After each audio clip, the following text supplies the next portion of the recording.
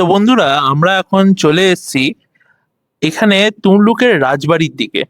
দেখতে পাচ্ছেন এটা একটা ঐতিহাসিক রাজবাড়ি, যেটা 2000 বছর ধরে এখানে রয়েছে, আমাদের একটা ঐতিহ্য হয়ে রয়ে গেছে।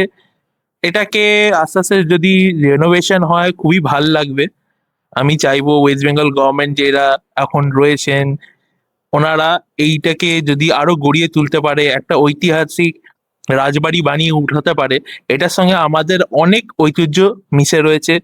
ইন্ডিপেন্ডেন্সের এই রাজবাড়ি অনেক গল্প আছে, ছোটবেলা থেকে শুনে এসেছি। এখানে নেতাজি সুভাষচন্দ্র বোস নিজের প্ল্যানিং করেছিলেন কেমনভাবে সবাইকে স্বাধীনতা দেওয়া যেতে পারে।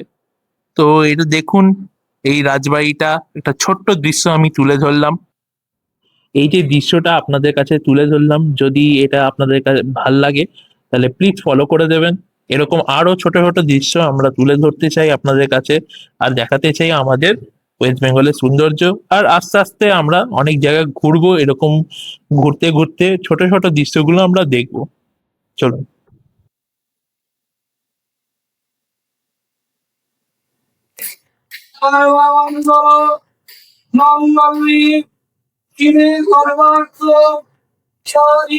আমরা এই মুহূর্তে রয়েছি বর্গভীমা মন্দিরে।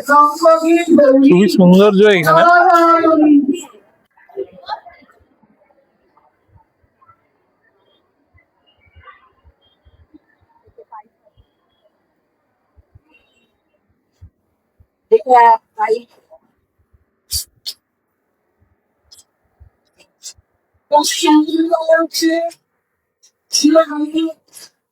খুবই সুন্দর জায়গা। মন্দিরের রেনোভেশনও চলছে, তো পুজো তার সঙ্গে সঙ্গে চলছে।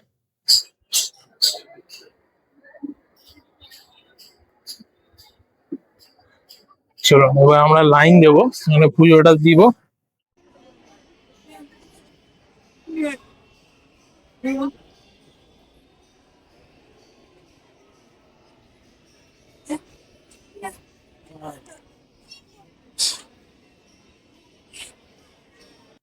তো বন্ধুরা, আমরা এখন চলে এসেছি হোটেল জোনাকির দিকে। আমরা তমলুকে হোটেল জোনাকি অনেক জায়গায় দেখেছেন, হয়তো ফেসবুকে, ইনস্টাগ্রামে খুব আসছে। আমরা প্রায় আসলাম, কিন্তু ভালো রিভিউ দেখেছি, খুব সুন্দর জায়গা শুনলাম। তো তাই জন্য এখানেই আমরা হোটেল বুক করেছি। তো কেমন হোটেলটা, কেমন সুন্দর এরিয়া, কি আছে না আছে সবকিছুই দেখাবো একবার একটা একটা করে। প্রথমে এই এন্ট্রেন্সটা দেখাই। এন্ট্রেন্সটা খুবই সুন্দর সাজিয়েছে। এখানে এন্ট্রেন্সের সামনে কিছু ম্যানিকেন্স রেখেছে, খুব সুন্দর, ভালো, মানে কারিগরিটা খুবই ভালো। এই হলো আমাদের হোটেলের এন্ট্রান্স, জোনাকি। আর সামনেই দেখতে পাচ্ছেন ওখানে নদী রয়েছে একদমই। হোটেলের এই ফুটটাতে রিসেপশন এরিয়া মনে হয়, আর ওই সাইডটাতে রুম গুলো রয়েছে।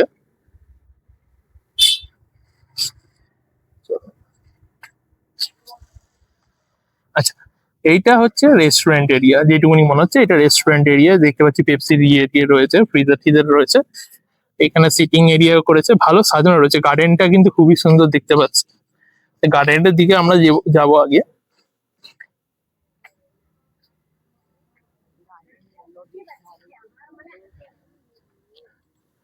নদীর ধারে কিন্তু গার্ডেনটা খুবই সুন্দর বানানো।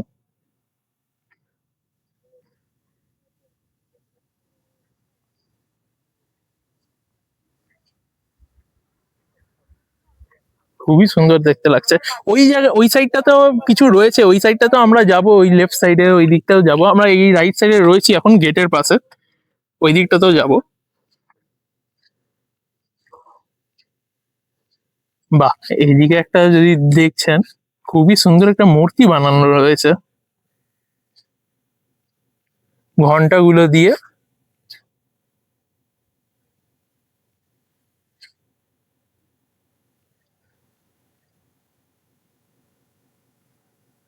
হ্যাঁ, আমার মা দেখুন, সেলফি অ্যান্ড ফটোশুট। আচ্ছা, সবাইদের মারাই কি এরকম সেলফি অ্যান্ড ফটোশুটে ব্যস্ত থাকে, নাকি আমরাই ভাবি এই জিনিসটা? মানে মনে হচ্ছে আমরা নতুন জেনারেশনটা ভিডিও করতে ব্যস্ত, আর মারা ফটোশুট করতে ব্যস্ত।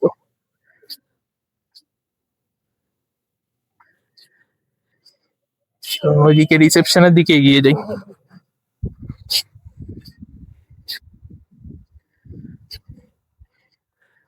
আচ্ছা, ওই সাইডেও একটা রাস্তা রয়েছে, এদিক দিয়ে একটা রাস্তা রয়েছে, চলুন এই দিক দিয়ে যাওয়া যাক। আচ্ছা, এই দিকটা আমার একটা ঢালু টাইপের।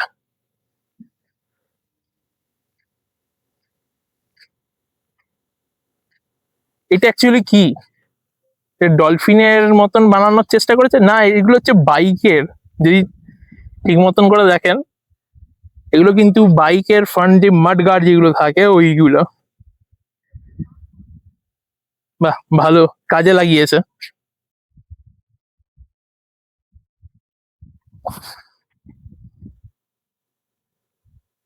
দেখুন এই আর একটা গার্ডেন রয়েছে এই সাইডটাতে, আর এই হচ্ছে মেন হোটেলটা।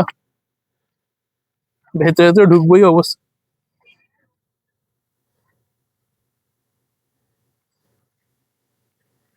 একটা সুইমিং পুলও রয়েছে ছোট ওই দিকে। আজকে কিন্তু বাইরে ভালোই গরম আছে। যতই কদিন ধরে বৃষ্টি হচ্ছে, হিউমিডিটি যেমন তার সঙ্গে গরমটাও ভালোই আছে। অনেকগুলোই এখানে ছোটখাটোর মধ্যে, ছোট ছোট জায়গার মধ্যে চেয়ার আর টেবিল পেতে রাখা রয়েছে লোকদের জন্য, পিকনিক টিকনিক করার জন্য এই এরিয়াটা খুবই ভালো। এই যে হোটেল,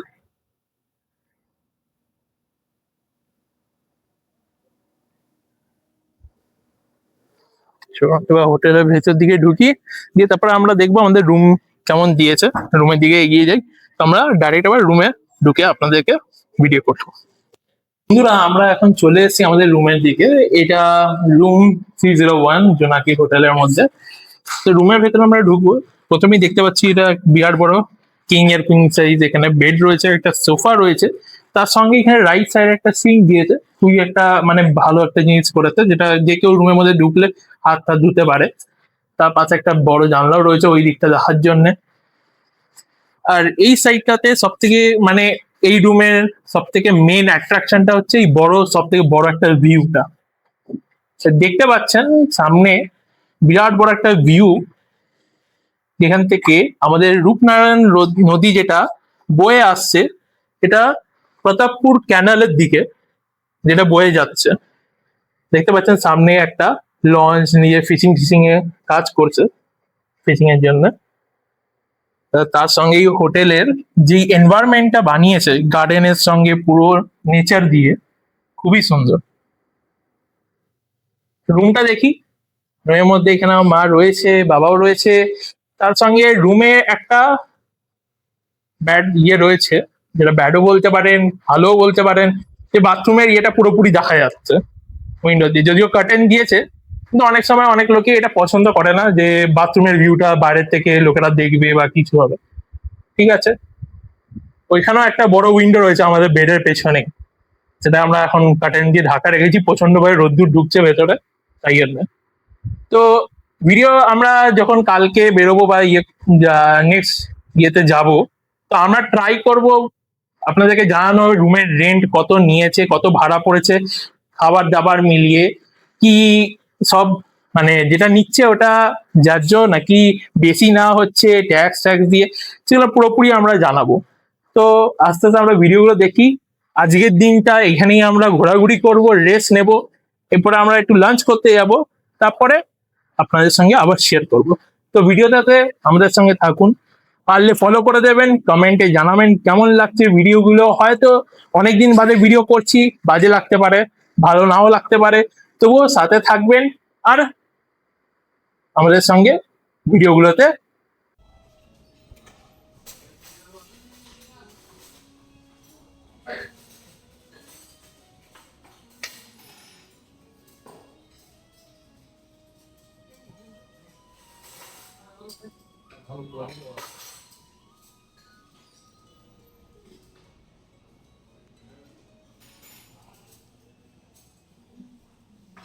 এই যে আমাদের ফার্স্ট হচ্ছে রাইস, এখানে ডাল ফ্রাই, বেগুন ভাজা, নান, মিক্স ভেজ এখনো হচ্ছে, আসছে স্যালাডের সঙ্গে, আর নিয়েছি লেমনেড।